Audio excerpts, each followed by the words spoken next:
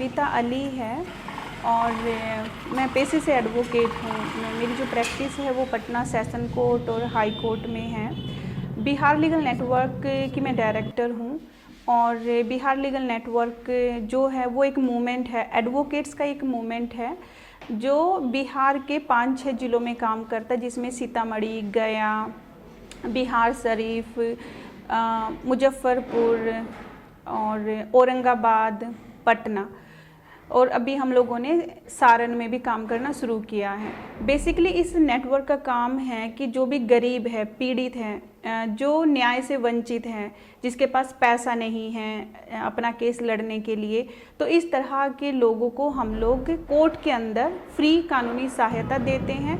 वो फिर सलाह, वो कानूनी सलाह हो या फिर केस के बाद जो उनका मेंटल हेल्थ ख़राब हो जाता है तो हम डॉक्टर की मदद से उन महिलाओं को जो पीड़ित हैं, जो हिंसा की पीड़ित हैं, उनकी मेंटल हेल्थ काउंसलिंग भी टाइम टाइम पे करवाते हैं। और साथ में जो हमारे स्पेशल एक्ट्स हैं, जैसे SC/ST एक्ट हो गया या फिर मॉब लिंचिंग एक्ट है, मैनुअल स्क्वेंजिंग एक्ट है, जो स्पेशल एक्ट है, तो इन एक्ट्स के ऊपर भी हम लोग इम्प्लीमेंटिंग सही से हो कोर्ट के अंदर तो काम करते हैं। फिर सर्वाइवर को रिहेबिलिटेशन के लिए मूव करना या उसको कंपनसेशन, मुआवजा दिलाना, इस तरह से इस जो मूवमेंट है बिहार लीगल नेटवर्क ये काम है। अभी तकरीबन इस मूवमेंट में 150 एडवोकेट्स इन 60 जिलों से जुड़े हुए हैं।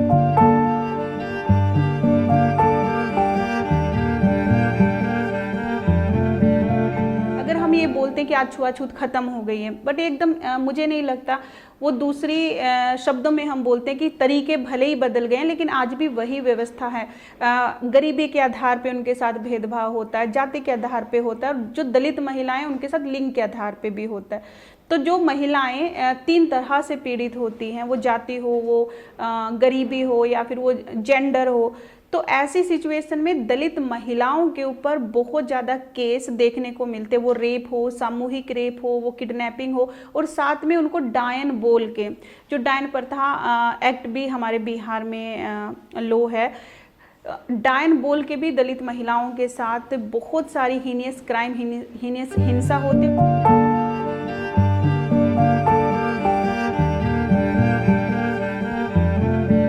जब से ये शराबबंदी हुई है, आप 80-90% देखिए लोग जेल में जो पड़े हुए हैं वो लोग सारे belong to Dalit community, Dalit and minority community. तो ये जो रेस आप देखते हैं, वो जेल हो या दारू में, क्या सिर्फ जो शराब है वो दलित ही लोग पीते हैं। और फिर ये पीने के लिए जैसे पुलिस उनको पकड़ने जाती है, उनको इतना मारपीट करती है कि उनकी कस्टोडियल डेथ भी हो रही हैं। और कस्टोडियल डेथ इतना इंक्रीज हो रही है बिहार में, जिसके चलते अगर मैं एक डेटे की बात करूँ, 2006 से 2011 का हम लोगों ने एक RTI से डाटा मांगा था। 586 केसेस कस्टोडियल डेथ के थे, जो इसी बिहार से आया है वो डाटा निकल के। और अभी रिसेंटली हम लोग जो हमारे पास, जो हमारे नेटवर्क के पास केसेस आ रहे हैं कस्टोडियल डेथ के, तकरीबन अभी हम लोग 7-8 केसेस देख रहे हैं। अभी रिसेंटली लास्ट 2021 और 2022 की मैं बात कर रही हूँ। तो कस्टोडियल डेथ में जो केसेस हो रहे हैं वो ज़्यादातर दलित ही लोग हैं। और ये तो छोड़िए, उनके कस्टोडियल डेथ में केस रजिस्टर्ड भी नहीं होते, उनको UDFIR कर रहे हैं।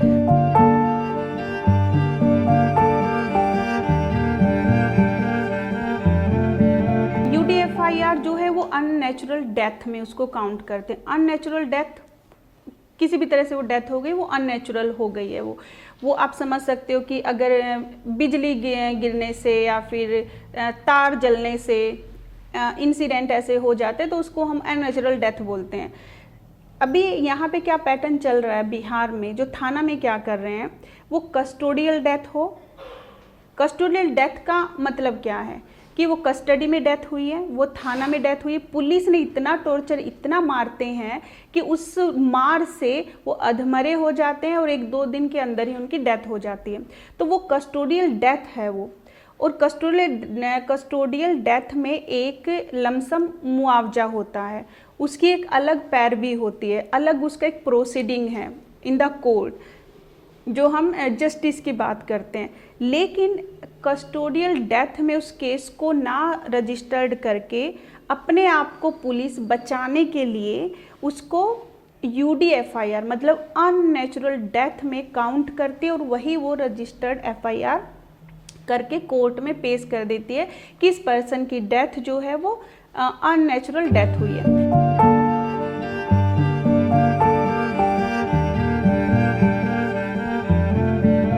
अभी बिहार सरकार ने एफिडेविट सुप्रीम कोर्ट में ऑलरेडी सबमिट किया हुआ है कि बिहार में कोई भी मैनुअल स्क्वेंजर अभी नहीं है, यहाँ पे मैनुअल स्क्वेंजिंग काम नहीं करता है। लेकिन अगर हम आज भी देखते हैं तो कहीं कहीं वो दिखता है, वो काम दिखता है।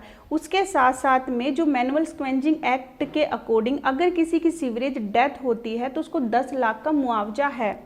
लेकिन सीवरेज डेथ में भी ये लोग केस नहीं काउंट कर रहे हैं। ये लोग जब भी सीवरेज डेथ होती है, अभी नमामि गंगे का जो प्रोजेक्ट है उसमें पटना में ही ब्यूर थाना के यहाँ जो LNT कंपनी जो काम कर रही थी उसमें 2 मजदूरों की खड्डा में जाने से डेथ हुई है। और उसके बाद अगर आप खड्डा में भेज रहे हो सफाई के लिए तो उसके साथ कुछ टर्म एंड कंडीशंस है, उनको लाइफ जैकेट मिलना है, उनको एम्बुलेंस वहाँ पे खड़ी होनी है कि अगर कुछ ऐसा दिखता है कि गैस नीचे से आ रही है या फिर वो उसकी जान खतरे में, तुरंत आप उसको निकाल के जा सकते हैं। लेकिन वो जो ऑक्सीजन है, लाइफ जैकेट है, एम्बुलेंस है, कोई भी चीज़ें उस समय पे उनके साथ नहीं होती, जिसकी वजह से उनको अंदर वो उतार देते और फिर मरे हुए व्यक्ति ही वहाँ से निकलते हैं। तो वो सिंपल सा है कि वो सीवरेज डेथ है।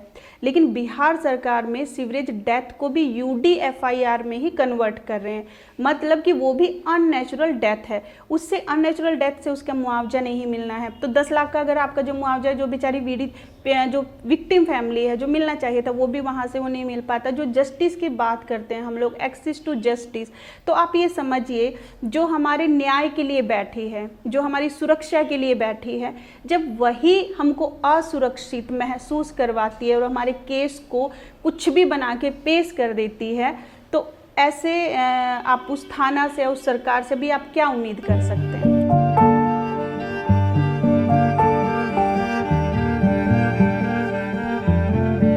ओनली 132 मैनुअल स्क्वेंजर दिखाया है कि वो पूरे बिहार में है और उन 132 को रिहेबिलिटेट करना है, उनका पुनर्वास करना है।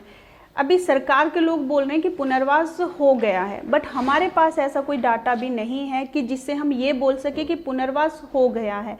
जबकि अगर ग्रास रूट से जो लोग मिलते हैं, जब एक्टिविस्ट या फिर सर्वाइवर के साथ मीट होती है, तो आज भी सिर्फ रिहेबिलिटेशन के नाम पे एक छोटा सा बोलते कि लॉलीपॉप पकड़ा देना, 20-30 हज़ार रुपया शायद स्टार्टिंग में उनको मिला है। लेकिन जो और उसके साथ में टर्म एंड कंडीशंस और जो रिहेबिलिटेट करना था, उसको एजुकेशन देना है, उसको लोन दे के उसका बिजनेस को इस्टेब्लिश करना है, वो कुछ भी अभी तक नहीं करवाई है। वो एकदम मैं क्लियर हूँ, वो नहीं हुआ है।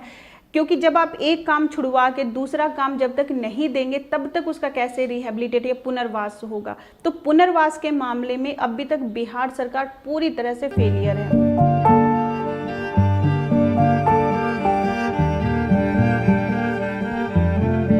2006 से लेके 2011 का जो एक डाटा है वो हम लोगों ने थ्रू RTI मंगवाया था, जिसमें 586 केसेस कस्टोडियल डेथ के बिहार के हैं। उन केस का क्या हुआ है, नहीं हुआ है, कुछ नहीं पता। उस केसेस को लेके हम लोगों ने एक बार PIL भी फाइल किया था हाई कोर्ट में, पटना हाई कोर्ट में, उसकी भी कोई सुनवाई नहीं हुई।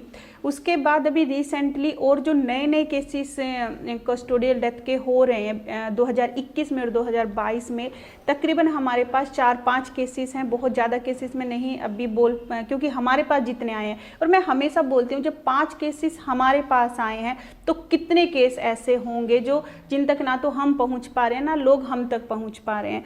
तो ये कस्टोडियल डेथ एक बहुत बड़ा मुद्दा बिहार का है।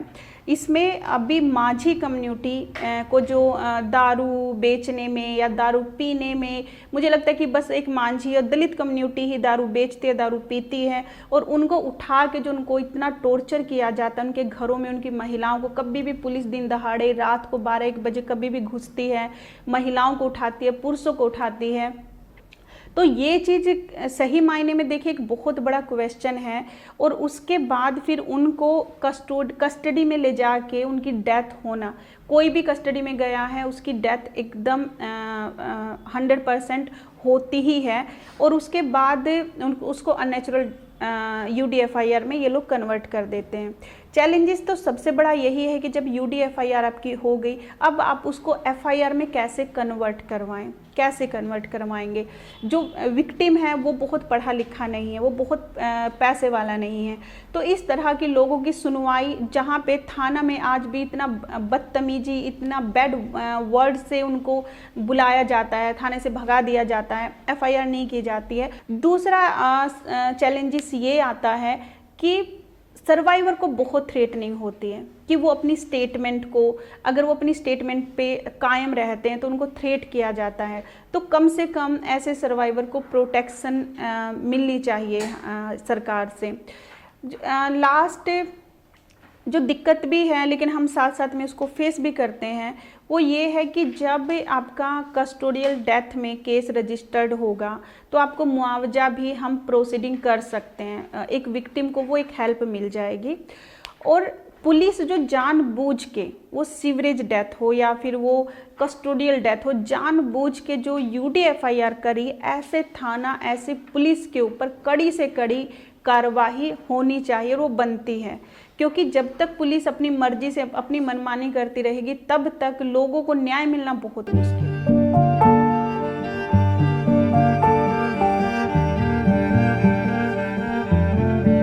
देखिए, ये लोगों का एक मिथ बना हुआ, एक सोच है। मैं हमेशा बोलती हूँ कि आपका माइंडसेट काम करता है कि जहाँ पे SC ST PO act, schedule caste and schedule tribe PO act 1989 में आया, बोलते हैं मिसयूज होता है। मैं बोलती हूँ हमेशा उसका यूज ही नहीं होता। ये किसके लिए है? उस जो शेड्यूल कास्ट, शेड्यूल ट्राइब, वो व्यक्ति, अंतिम व्यक्ति हम उसको मानते हैं कि अभी वो हाशिए पर वो लोग हैं। उन लोगों को तो अभी तक अवेयरनेस है ही नहीं है कि SC ST एक्ट क्या है, क्या होता है। और जिन लोगों को पता ही अभी पूरी तरह से नहीं है, वो मिसयूज इसका क्या करेंगे। तो कहीं ना कहीं एक मानसिकता काम करती है। और रही बात SC ST PO एक्ट की, उसमें आज भी सही से ऑफेंस, सही से सेक्शन दर्ज नहीं होते हैं। आज भी पीड़ित को मुआवजा नहीं मिल पाता है जो उस एक्ट में दिया, क्योंकि जब सेक्शन सही नहीं लगेंगे तो मुआवजा सही कैसे उसको मिलेगा। दूसरा सबसे बड़ी बात कि बिहार ही एक ऐसा राज्य है जहाँ पे SC ST स्पेशल कोर्ट्स बनाई गई हैं। 38 जिलों में SC ST की स्पेशल कोर्ट्स है कि जितने भी SC ST के मामले आएंगे अंडर दिस एक्ट, वो इस कोर्ट में स्पीडी ट्रायल होगा, देखा जाएगा। अब उस कोर्ट में भी जो सरकारी वकील जो मिलता है, जो सरकार से नॉमिनेट होके आता है, वो belong to upper caste community, वो एक ऊंची जाति से ही संबंध रखा जाता है। तो यहाँ देखिए कि जो SC ST स्पेशल कोर्ट है, वहाँ पे भी जो दलित वकील हैं उनको प्रायोरिटी नहीं मिल पाती है उन केसेस देखने में। और जो बिलोंग टू अदर कम्युनिटी, जिनको सही से पता है, नहीं पता है कि SC ST एक्ट के, वो कैसे पैरवी करते हैं, इसकी वजह से भी जो SC ST के जो मामले हैं वो सही से पैरवी नहीं हो पाते हैं, ना कन्विक्शन रेट तक सही पहुँच पाते हैं। नहीं तो अगर अच्छे से एक केस स्पेशल कोर्ट है, स्पेशल एक्ट है, अगर स्पीडी ट्रायल इनका बढ़िया से हो तो आज हर पीड़ित को मुआवजा मिले, उस सबका स्पीडी ट्रायल हो के जल्दी कन्विक्शन रेट हो। नहीं होने का एक ही कारण रहा है कि वहाँ पे जो आपका सरकारी वकील भी दिया जाता है उस दलित कम्युनिटी से नहीं होता। अगर सरकार प्रायोरिटी बेस पे उस कोर्ट में, SC थाना में, SC कोर्ट में अगर दलित वकील को, दलित लोगों को अगर एक प्रायोरिटी बेस रखा जाए तो कुछ हद तक हम बोल सकते हैं कि उसको समझ में आएगा। वो सबसे बड़ा जो कास्ट सिस्टम है वो समझने की, एक दलित बहुत अच्छे से बोलते हैं जिसकी लड़ाई उसकी अगुवाई।